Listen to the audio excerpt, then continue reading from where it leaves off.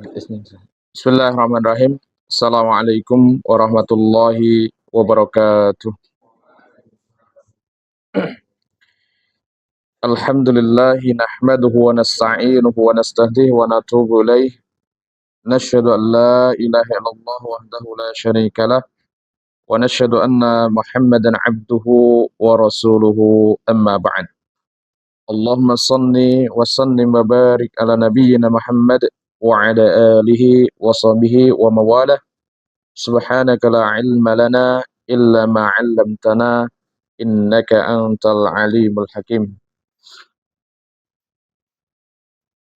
Allahumma aftah lana futuhal 'arifin warzuqna fahman nabiyyin wa hifdzal mursalin wa ilhamal malaikatil muqarrabin birahmatika ya arhamar rahimin.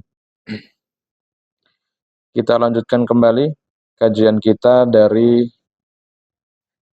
tafsir dan tadabbur. Kita mulai dari surah Al-Fatihah. Kemarin kita sudah berbicara bahwa ketika kita mengucapkan iyyaka na'budu wa iyyaka nasta'in, itu berarti kita mentauhidkan Allah Subhanahu wa taala dengan semurni-murninya, dengan sebening-beningnya, ya, tidak dicampuri dengan unsur-unsur yang lain. Dalam hal apa? Dalam hal ibadah. Ibadah itu tujuannya untuk apa? At-taqarrub ilallah, untuk bertakarub kepada Allah Subhanahu wa taala. Nah, pada malam hari ini kita akan berbicara tentang laku ataupun bentuk penuhanan selain kepada Allah. Kira-kira masih ada nggak orang yang menuhankan selain Allah? Masih. Bahkan bukan hanya zaman dulu, sampai sekarang pun masih ada. Ya. Masih ada yang menuhankan selain kepada Allah Subhanahu wa taala. Ya. Mari kita lihat. Dalam surah At-Taubah, ittakhadhu ahbarahum wa ruhbanahum arbabam min dunillah wal masih ibn Maryam wa ma umiru illa liya'budu ilaha wahida la ilaha illa huwa subhanahu amma yusyrikun.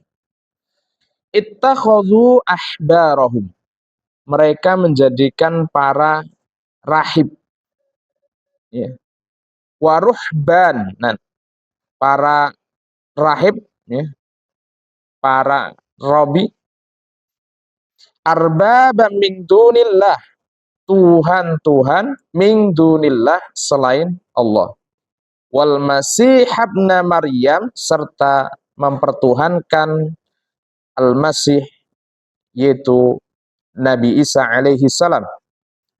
Wa ma umiru illa liya'budu ilaha wahida, padahal mereka tidak diperintah kecuali untuk menyembah Tuhan yang Maha Esa. La ilaha illahu, tidak ada Tuhan yang berhak diibadahi kecuali Allah Subhanahu wa taala. Subhanahu amma yusyrikun, maha suci dia dari apa yang mereka persekutukan. Apa makna daripada hadis ini? Apa makna daripada surat ini? Al-ahbar disebut dengan al-ahbar jam'u habrin, wa huwa alladhi yuhassinul qawla wa yunazzimuhu wa yutqinuhu bihusnil bayani an. Pada asalnya yang disebut dengan haberun atau jamaknya adalah ahbar, itu adalah wa huwa alladhi yuhassinul qaul, ya, ketika dia mampu menata kata, wa yunazzimuhu, menata, istilahnya dia punya kemampuan untuk apa? Kemampuan retorika yang kemudian kemampuan retorika ini mampu menghipnotis, mampu menyihir. Ya. Itulah disebut dengan haberun atau jamaknya adalah ahbar. Ya. Kemudian ya al-hibru bil kasri, jadi bisa dibaca dua, al-habru atau al-hibru. Ketika al-hibru bil kasri al-midad, wal habru bil fathi al-alim. Ya. Menurut Ibnu Sikit, ya, ini dalam tafsir Al-Qurtubi, beliau mengatakan al-habru bil fathi al-alim, yaitu orang alim.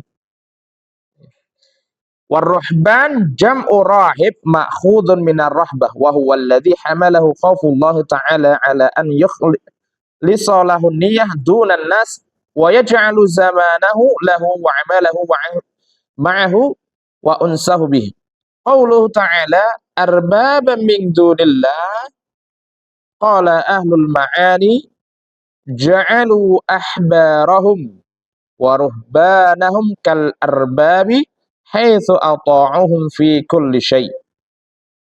Maka makna ittakhadhu ahbarahum arbaban min dunillah adalah menjadikan para pemuka agama, orang alimnya, ya. Orang alim kalau konteks pada saat itu, ini kan ayat terkait dengan orang Yahudi dan orang Nasrani, ya. Yang dimana mereka menjadikan pemuka agama, orang alimnya di antara mereka itu sebagai apa? Standar untuk ketaatan, ya. Artinya sikap ketaatan mereka itu ya didasarkan kepada, diberikan kepada para pemuka agamanya mereka. Kenapa? Ya karena mereka itu mengikutinya tanpa argumentasi, tanpa ilmu pengetahuan. Kemudian kalau kita lihat dalam tafsir Ibnu Abi Hatim, qauluhu ta'ala ittakhadhu ahbarahum, ya, ittakhadhu ahbarahum wa rubbanahum. Al-ahbar al-qurra. Ahbar itu adalah para qurra, ya, pembaca kitab. Kenapa disebut qurra? Qurra itu pada saat itu yang namanya qurra itu adalah orang yang paling faqih, orang yang paling memahami agama. Kemudian ruhban itu ulama, para ulamanya, orang alimnya. Nah, itu diantara makna daripada kalimat ittakhadhu ahbarahum, mereka menjadikan ahbarahum wa ruhbanahum, para alimnya, ya kalau sekarang mungkin ya macam-macam sebutannya. Itu sebagai arbabam min dunillah. Ya. Kenapa sampai menuhankan? Al-aktsaru minal mufassirina qalu laisal muradu minal arbabi annahum i'taqadu fihim annahum alihatul alam. Ya. Jadi yang dimaksud menjadikan Tuhan itu bukan mempercayai mereka itu sebagai Tuhan yang mengatur alam, yang menciptakan alam, yang memberi rezeki, bukan. Balil muradu annahum ata'uhum fi awamirihim wa nawahihim. Akan tetapi maknanya adalah mentaati para pemuka itu dalam hal perintah dan larangan. Allah melarang ini. Allah melarang riba. Kemudian mereka menghalalkan riba. Allah melarang zina. Ada orang yang menghalalkan zina. Kita masih ingat kasus di mana ada salah seorang dosen, ya, ketika disertasi S3, ya, di dalamnya ada apa namanya tersirat menghalalkan zina, dan itu diluluskan dari Universitas Islam.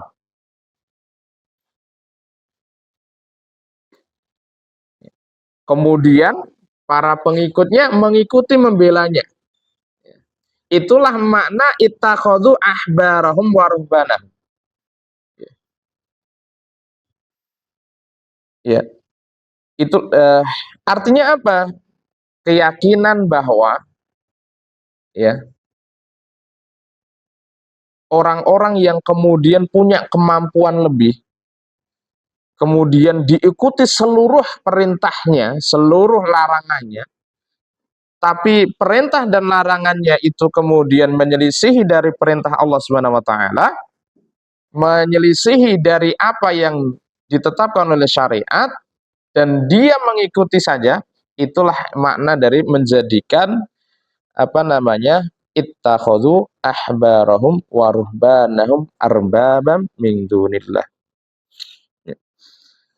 Dan ini juga kita lihat dalam apa namanya Sunan An-Nasa'i, Sunan At-Tirmidzi, ya. Nanti bisa kita lihat di dalam Sunan At-Tirmidzi, ya, ketika menafsirkan surah At-Taubah ini. Dan ini saya kutip dari tafsir Ats-Tsa'labi, ya, Jawahirul Hisan fi Tafsiril Quran. Jitu Rasulullah sallallahu alaihi wasallam wa fi unuqi salibu zahab. Aku mendatangi, yaitu siapa? Adi ibn Hatim. Adi ibn Hatim itu sebelumnya orang Nasrani, ya. Mendatangi Rasulullah, dan lehernya, maksudnya di lehernya Adi bin Hatim itu terdapat salib dari emas. Faqala ya Adi, itrah hadat salib min unuqi. Wahai Adi ibn Hatim, lepaskan apa namanya salib dari emas itu, ya, dari lehermu itu. Ya, maka kemudian Adi bin Hatim itu melepas apa namanya salib tersebut. Kemudian Rasulullah membaca ittakhadhu ahbarahum wa ruhbanahum arbabam min dunillah. Ya. Mereka menjadikan orang-orang alimnya dan rahib-rahib mereka sebagai Tuhan selain Allah. Maka kemudian Adi bin Hatim heran, ya Rasulullah, wa kaifa dzalik wa nahnu lam na'budhum? Bagaimana mungkin kami itu tidak menyembah mereka, kami tidak bersujud kepada mereka? Maka apa jawab Rasulullah? Faqala alaysa tastahilluna ma ahallu wa tuharrimuna ma harramu? Bukankah kalian menghalalkan apa yang telah mereka halalkan dan mengharamkan apa yang telah mereka haramkan? Qultu na'am. Maka Adi bin Hatim menjawab, iya. Qala fadzalik, itulah bentuk peribadahan mereka. Jadi menjadikan mereka sebagai Tuhan itu tidak selalu bermakna bersujud, tidak selalu beribadah, tapi mengikuti apa yang menjadi apa namanya ajarannya, ya, meskipun ajarannya mengikuti ajarannya, yang dimana ajarannya itu adalah menghalalkan yang Allah haramkan, atau sebaliknya mengharamkan yang Allah halalkan. Nah, itu salah satu laku penuhanan selain pada Allah Subhanahu wa taala. Nah, mari kita refleksikan sejenak. Kita baca di dalam surah Toha. Dalam surah Toha itu ada satu kisah. Ada satu kisah. Yaitu kisahnya Nabi Musa alaihi salam. Ketika Nabi Musa alaihi salam pergi ke Gunung Sinai selama 40 hari. Siapa kaumnya Nabi Musa pada saat itu? Bani Israel. Ya. Ingat, Bani Israel itu telah mengalami penindasan yang berkepanjangan. Diusir, ya. Kemudian ditindas oleh Firaun sampai kemudian selamat. Mereka itu mengalami penindasan yang berkepanjangan. Tapi selama 40 hari itu mengalami perubahan yang sangat cepat. Yang tadinya itu mereka memegang tauhid, kemudian berubah menjadi penyembah menyembah patung anak sapi. Ya. Apakah mereka itu terjadi tiba-tiba? Tidak. Ada pemicunya. Ya, siapa yang memicu? Muncullah sosok yang di dalam Al-Quran disebut Samiri. Ya. Samiri itu punya kemampuan, ya. Kemampuannya apa? Membuat patung. Patung itu terbuat dari emas. Dari mana emas? Samiri tidak mengeluarkan emasnya sendiri, bukan. Samiri mengajak orang-orang Bani Israel itu kemudian untuk mengumpulkan emas-emasnya mereka, kemudian dimasukkan ke sebuah tempat yang berisi api panas, sehingga kemudian lebur, dibuatlah patung anak sapi. Kemudian bukan sekedar patungnya saja, kemudian dengan triknya, ya, dengan apa namanya? Ini triknya Samiri sebetulnya. Triknya itu adalah membuat anak patung sapi itu mampu mengeluarkan suara. Ya, dengan triknya. Ya. Di samping itu, ya, kemampuan retorisnya Samiri juga mampu menyihir mampu menyihir orang-orang Bani Israel, ya, ditinggal oleh Nabi Musa alaihi salam, tapi dia juga memang Bani Israel itu sudah, ya, mentalnya mental inlander, itu sudah inferior, kompleks banget itu. Sudah terjajah, terpinggirkan, tertindas. Muncullah sosok Samiri nih. Sosok Samiri yang kemudian dengan kemampuan yang sedemikian rupa, ditambah dengan kemampuan menata katanya yang luar biasa, ya. Di antara bualannya itu apa? Ya, bahwa patung ini mengambil jejak malaikat sehingga mampu berbicara. Padahal kemampuan dia berbicara itu dengan triknya Samiri sendiri. Sampai kemudian Samiri itu mampu meyakinkan Bani Israel itu, ya, Nabi Musa itu punya Tuhan. Yang disembah Nabi Musa itu adalah siapa? Yang disembah Nabi Musa itu adalah anak sapi. Tapi Nabi Musa alaihissalam kemudian melupakannya. Ya, artinya triknya itu yang luar biasa, ya. Kemampuan menyihir dengan katanya yang begitu kuat. Di samping itu juga dia punya mampu membranding dirinya, ya, membranding dirinya sebagai sosok yang layak diikuti, sosok yang kemudian layak untuk memimpin. Karena pada saat itu, ya, bayangkan Bani Israel itu sudah terjajah bertahun-tahun, tertindas bertahun-tahun, mereka baru saja selamat, dan dalam alam pikiran mereka itu mereka masih terbawa dalam peribadatan paganisme. Sehingga kemudian Samiri itu membentuk karisma dirinya, ya, sehingga mampu menawan orang-orang Bani Israel, ya, sehingga apapun yang diperintahkan oleh, atau apapun yang dikatakan oleh Samiri, tidak ada yang kemudian menggugatnya, nggak ada yang kemudian berpikir rasional, apa iya? Saking, ya, itu tadi, ya, memang itu dua, simbiosis, dua mutualisme lah. Satu memang mentalnya sudah mental inlander, yang satu ini muncul pada saat situasi yang tepat tuh, pada momentum tertentu, ketemu tuh di situ. Maka terjadilah apa? Terjadilah penyembahan patung anak sapi. Yang sudah bertahun-tahun itu mereka tidak pernah melakukan itu. Tapi dalam waktu sekejap itu berubah. Apakah di situ nggak ada orang yang pinter? Ada, kalau dia pinter. Orang Bani Israel kan terkenal ngeyel, susah diatur. punya kemampuan-kemampuan yang lainnya juga. Nah, itulah yang kemudian akhirnya apa? Nabi Musa alaihissalam itu marah. Dibakarlah kemudian patung anak sapi tersebut di hadapan Samiri, di hadapan Bani Israel. Kemudian diusir Samiri, jangan kau masuk sini lagi.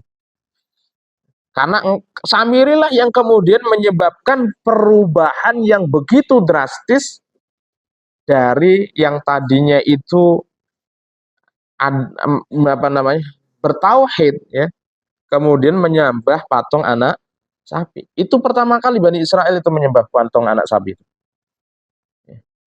Dari mana? Ya kemampuan Samiri itu sendiri.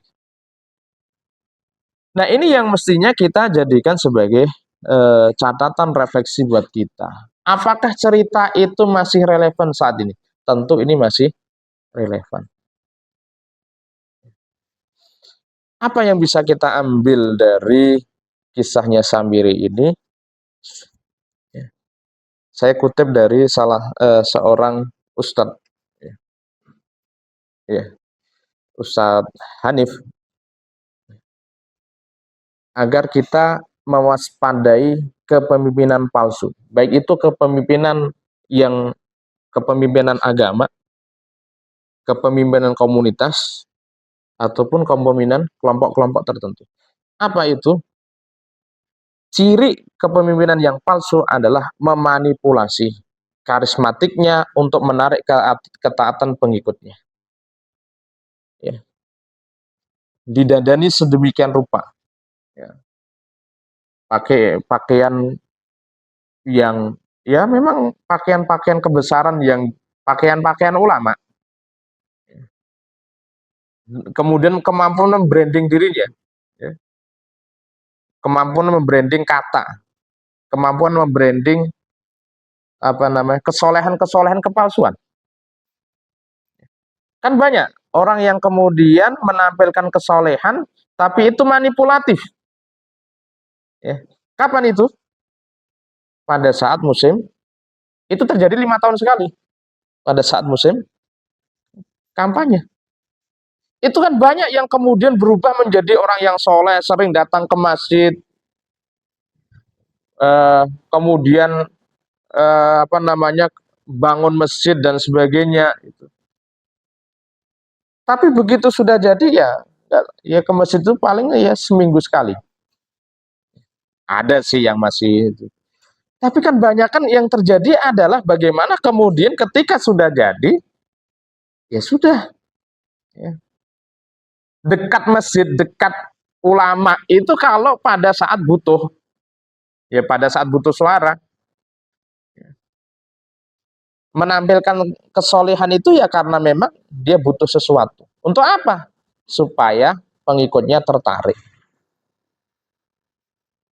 Sehingga kemudian sekarang ini terjadi apa? Ya orang itu kalau sudah dihipnotis, ya bahasanya, sudah disihir dengan kata, disihir dengan branding yang luar biasa, itu sudah tidak melihat benar salah. Ya.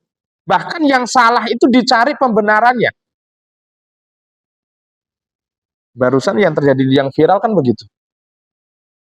Yang viral belakangan itu dengan muncul kata G, ya, di pengajian umum, banyak juga yang membelanya, ya, sehingga muncul sosok-sosok yang sok bijaksana, ya, padahal itu sudah apa namanya, jelas itu kesalahan, masih dicari pembelaannya gitu. Tapi menariknya yang kayak gitu kok ya banyak pengikutnya gitu. Ya itulah ketemu simbiosis dualisme, mutualisme itu. Ya, saya keselip lidah dualisme terus ya, karena sering mengucapkan dualisme. Simbiosis mutualisme. Ya. Ada kepentingan-kepentingan yang diinginkan. Kemudian yang kedua adalah eksploitasi pengikut. Samiri itu kemudian membuat patung anak sapi dari emas. Emasnya dari siapa? Yang dikumpulkan dari Bani Israel tadi. Kamu punya emas, dikumpulkan di sini. Kita jadikan sebagai sebuah Tuhan. Ada eksploitasi pengikut. Pengikutnya kalau sudah tersihir, maka dieksploitasi sedemikian rupa. Diajak, yuk kita bikin ini, bikin ini, bikin itu, bikin itu. Tapi sesungguhnya adalah eksploitasi pengikutnya untuk kepentingan dirinya. Tidakkah itu banyak terjadi sekarang? Banyak nggak sekarang? Banyak. Sampai kemarin ada salah seorang itu sampai bicara itu begini. Nah, sekarang kalau bangun ini itu, tapi yang menikmati dia juga gitu. Terus buat apa saya ngasih? Gitu. Ada artinya apa? Ada eksploitasi yang kemudian itu dia manfaatkan oleh idenya saja. Yang menikmati itu ya yang di atasan saja. Emang orang Bani Israel kemudian menikmati itu semua? Enggak. Yang menikmati adalah Samiri itu sendiri. Kemudian yang ketiga adalah cerita palsu, baik berupa pengalaman spiritual atau kekuatan katanya untuk mendapatkan pengaruh. Ya ini banyak sekali sekarang cerita-cerita tentang khurafat, macam sekali itu. Cerita-cerita mistis, cerita-cerita yang apa namanya menunjukkan bahwa dia punya pengalaman spiritual yang apa namanya, yang tidak semua orang bisa ngalami. Tapi sebetulnya itu kemudian dijadikan sebagai apa? Sebagai bumbu-bumbu untuk mendapatkan pengaruh. Oh, ini bahwa ini wah ini calon wali. Calon wali ini orang yang luar biasa ini. Sehingga kemudian apa? Jangan macam-macam dengan ini. Bisa kualat. Bisa kualat. Kemudian yang keempat adalah transaksional. Menawarkan agama dengan transaksional. Mau kaya, nah ini ayo amalannya. Mau suaranya banyak, ya ini amalannya. Mau kaya, sedekah ke pondok ini. Oke. Kan banyak sekarang yang kemudian menawarkan cara beragama itu penuh transaksional. Menawarkan agama secara transaksional. Ini yang kemudian itulah wujud penuhanan yang sangat mungkin terjadi saat ini. Bentuk-bentuk penuhanan selain kepada Allah Subhanahu wa taala. Kenapa bisa terjadi seperti itu? Satu, minimnya ilmu, minimnya ilmu. Yang kedua, mudah terjebak pada sesuatu yang viral. Saat ini mudah terjebak pada sesuatu yang viral. Ketika sesuatu itu sudah viral, sudah apa namanya banyak diperbincangkan, kemudian wah ini nih, sehingga kemudian tersihir dan seterusnya. Nah ini yang kemudian mesti kita waspadai, perilaku-perilaku menuhankan selain daripada Allah Subhanahu wa taala. Sehingga ketika kita meresapi betul ya makna iyyaka na'budu wa iyyaka nasta'in, itu sebetulnya kita dituntut untuk apa? Dituntut untuk berilmu sebetulnya. Jadi kita dituntut untuk berilmu. Ketika orang-orang Quraisy, ya, ketika orang-orang Quraisy itu diajak untuk beribadah kepada Allah Subhanahu wa taala, apa jawabannya? Jawabannya apa orang-orang Quraisy itu?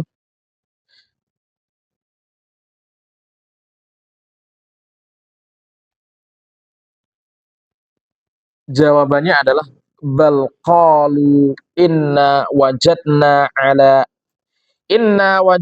aba'ana ala ummatin wa inna ala atharihim muhtadun. Sudahlah Nabi Muhammad, gak usahlah kau kemudian ajak kami untuk beribadah kepada Tuhan. Kami itu sudah kaya. kami itu sudah nyaman dengan posisi seperti ini, sudah nyaman. Ingat orang Quraisy pada saat itu punya, ya, mereka punya kekayaan yang luar biasa loh. Sampai kemudian mereka berlomba-lomba untuk mempertontonkan kekayaan itu dengan cara apa? Setiap tahun para jamaah haji itu dikasih makan gratis. Makan gratisnya bukan yang harganya 15.000 menjadi 10.000. Tapi makan gratisnya itu adalah mereka memberikan layanan makanan gratis, itu makanan yang paling mahal. Yang paling mahal. Untuk menunjukkan apa? Gue orang kaya nih. Kalau kalau gue udah kaya, berarti apa? Reputasi naik. Kalau reputasi naik, nah kesempatan untuk kemudian mempengaruhi. Jadi popularitasnya kan naik tuh. Wah, ini orang kaya, gue beri hidangan yang istimewa gitu. Ya. Kemudian ya sudah. Tapi kan begitu dengan apa namanya datangnya syariat dari Rasulullah, syariat dari Allah Subhanahu wa taala yang didakwakan oleh Rasulullah SAW, itu kan mereka akhirnya gerah. Jadi sesungguhnya mereka itu merasa tidak nyaman dengan ibadah, di mana kemudian dalam konsep ibadah itu yang berhak diibadah itu hanya Allah, yang berhak diikuti itu hanya Allah,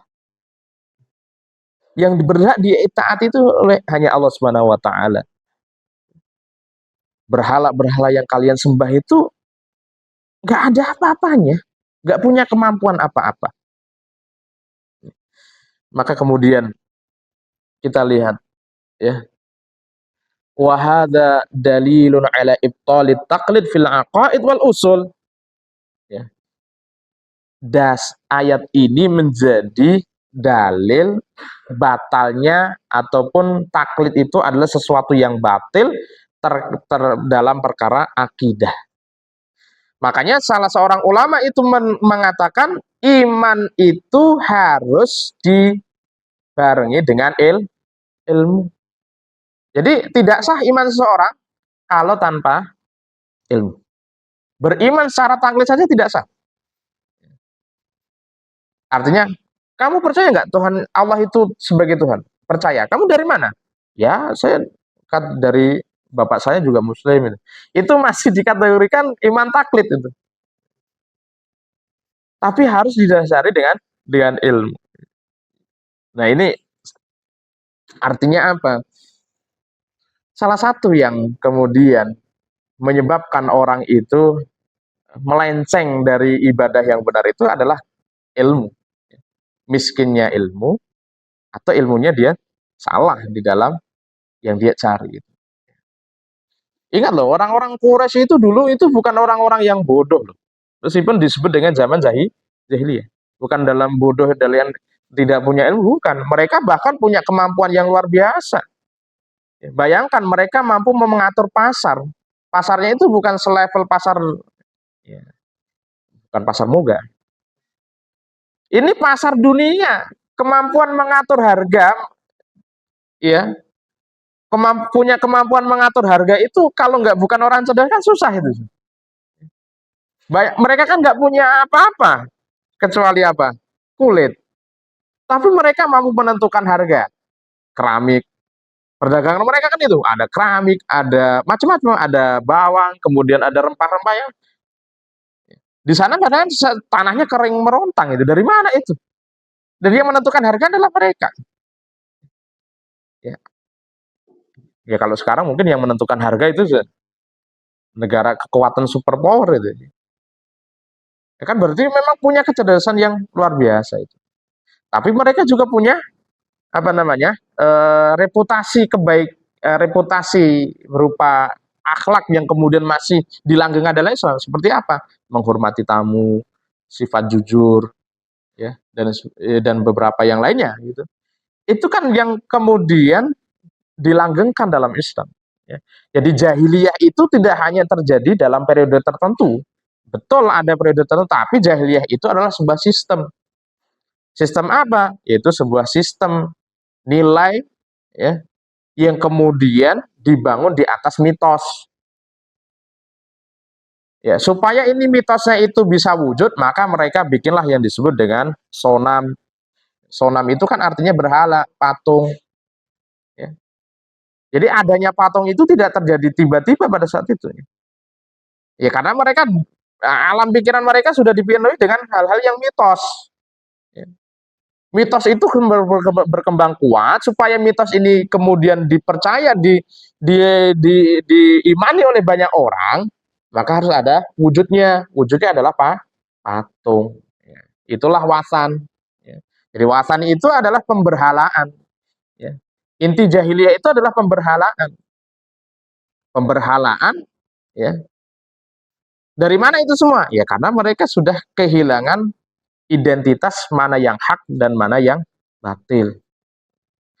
Nah, itulah yang kemudian kalau kita lihat kembali kepada bentuk penuhanan selain daripada Allah Subhanahu wa taala, yaitu menjadikan para ya alimnya itu menjadi sosok yang super tunggal untuk menentukan baik buruk, untuk menentukan moralitas, untuk menghalalkan dan yang mengharamkan sehingga menyelisih daripada syariat. Itu yang kemudian terjadi. Ya. Sehingga kita mesti mewaspadai ya, kepemimpinan palsu tadi, baik itu kepemimpinan dalam agama, dalam sosial, dalam komunitas dan seterusnya. Itu bentuk penuhanan yang mesti kita waspadai. Ada yang ditanyakan? Bisa dipahami deh. Berikutnya adalah penuhanan yang berikutnya adalah penuhanan hawa nafsu. Afara'aita man ittakhadha ilahahu hawa. Afara'aita man ittakhadha ilahahu hawa. Apa artinya? Surat apa ini? Surat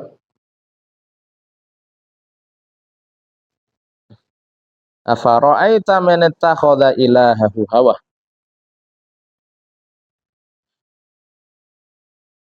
Ya. Dalam tafsir Tabari, afara'aita man ittakhadha ilahahu hawa faqala ba'du ma'na dzalik afara'aita man ittakhadha dinahu bihawa wala yahwi syai'an illa raqibahu li'annahu la yu'minu billah wa la yuharrimu ma harrama wa la yahillu ma halala innama dinahu ma hawaituhu nafsahu ya'malu bihi. Ya. Mereka mengikuti hawa nafsu. Ya. Kenapa bisa mereka mengikuti hawa nafsunya? Mereka tidak mengharamkan yang Allah haramkan, tidak menghalalkan yang Allah halalkan. Ya. Tetapi innama dinuhu ma hawaitu nafsuhu ya'mal bihi. Tapi agama mereka adalah hawa nafsu. Ya. Ini kan terkait dengan orang kafir. Siapa? Dzakal kafirut takhadha dinahu bighairi hudan minallahi wala burhan wa adalluhu Allahu ala ilmin. Ya. Itu dalam riwayat Ibnu Abbas. Ya. Yaitu siapa? Menjadikan mereka beragama itu bukan berdasarkan hidayah, bukan berdasarkan petunjuk, bukan berdasarkan syariat yang diberikan oleh Allah dan Rasul-Nya, tapi mereka beragama wala burhan, mereka beragama tanpa ilmu, ya, tanpa petunjuk, ya, mengkreasikan dirinya sendiri. Itu diantara makna afara'aita man ittakhadha ilahahu hawa. Ya. Kemudian berikutnya, ya, afara'aita man ittakhadhu ilahahu hawa, ya. Ini sudah kita sebutkan tadi dalam riwayat Ibnu Abbas, baik itu dalam tafsir Al-Qurtubi maupun dalam tafsir Ad-Durrul Mansur fi Tafsiril Ma'tsur. Ya. Artinya menjadikan mereka beragama itu didasari pada hawa nafsunya. Hawa nafsu itu kan ada dua. Hawa nafsu yang condong kepada kebaikan, dan hawa nafsu yang condong kepada kemaksiatan. Ya. Yang dia ikuti apa? Yang dia ikuti adalah pada kemaksiatan. Ya. Salah satu bentuk mempertuhankan hawa nafsu adalah condongnya pada kemaksiatan. Condong itu bisa macam-macam. Condong artinya dia mengikuti, condong artinya dia membela. Ya. Ketika dia membela cara beragama yang berdasarkan hawa nafsu, itulah menjadikan agama dengan hawa nafsu. Beragama dengan hawa nafsu. Ini dua hal ini sebetulnya kita matchingkan, yaitu apa? Betapa banyak orang yang kemudian pemuka agama, ya, memang resiko pemuka agama itu berat. Ketika kemudian dia menjadi pemuka agama palsu, branding dirinya untuk manipulasi dan seterusnya, ya, maka kemudian apa? Diikuti. Kenapa mereka mengikuti? Karena orang yang mengikutinya didasarkan pada kepentingan hawa nafsunya. Hawa nafsunya yang kemudian mendorongnya untuk kemudian tidak melihat ini benar atau salah. Selama itu kelompokku, saya bela. Anta minna, ya, kamu bagian dariku, maka aku bela. Ya. Kamu bukan bagianku, maka nggak aku bela. Kan sekarang yang terjadi kan banyak seperti itu. Ya. Ketika ada kelompoknya dibela mati-matian, ya. Bahkan dalam konteks yang lebih luas, ya, sampai pada timbul sebuah bukan pernyataan, tapi sebuah sikap, ya, sebuah sikap pecah gesang derek ini, hidup mati ikut dia. Muncullah pasukan berani mati.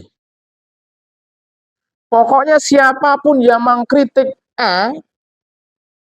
maka akan berhadapan dengan pasukan berani mati. Ya, padahal yang mengkritik bisa jadi kritikannya benar. Ya. Ini kan banyak sekali, ya. Jadi mereka seperti itu karena apa? Mempertuhankan hawa nafsu. Ya. Bagaimana bisa mempertuhankan hawa nafsu? Pertama dari maksiat. Ya. Maksiat kecil. Maksiat kecil, maksiat kecil, maksiat kecil, maka kemudian menjadi sebuah noda besar. Dalam sebuah hadis dikatakan salah satu balasannya, ini bentuk balasan di dunia itu, ya, balasan kejahatan di dunia itu adalah Allah akan mengstempel dengan sebuah stempel berupa titik hitam di dalam hatinya. Satu maksiat itu satu titik. Banyak maksiat berkembang terus sampai kemudian tertutup hatinya. Ya, sampai berkembang tertutup hati. Maka orang yang tertutup hatinya, orang yang kemudian gemar maksiat itu hatinya mudah tertutup dari kebenaran. Ya. Yang kan sekarang kita bisa rasakan betul, ya. Dia ikut siapa kan sebetulnya bisa dilihat. Yang pengikutnya itu siapa kan gitu. Yang kamu ikut itu siapa? Ya ikut. Kita bisa lihat profil orang itu kan bisa dilihat dari pengikutnya. Yang diikuti siapa? Pengikutnya siapa? Lah kalau pengikutnya, mohon maaf ya, para bandit, para perampok, para pelacur, pembela itu, ya sudah, itu berarti ada sesuatu di situ yang kemudian diikutinya. Mudah-mudahan ini bermanfaat buat kita semuanya, sehingga kemudian kita betul-betul memurnikan ketaatan kita, pembelaan kita hanya kepada Allah dan Rasulnya saja. Kita mempertimbangkan, memilih mengikuti itu dengan pertimbangan ilmu, bukan pertimbangan hawa nafsu. Ya. Sehingga kemudian kita tidak terjebak pada hal-hal yang sifatnya viral, hal-hal yang sifatnya, ya, sekarang itu banyak yang disebut dengan komodifikasi agama. Agama hanya dijadikan sebagai sebuah gimmick dan seterusnya. Wal'iyadzubillah, nakhtatim bihada. Subhanakallahumma wa bihamdika asyhadu an la ilaha illa anta astaghfiruka wa atubu ilaik. Nasrun minallahi wa fathun qarib. Assalamualaikum warahmatullahi wabarakatuh.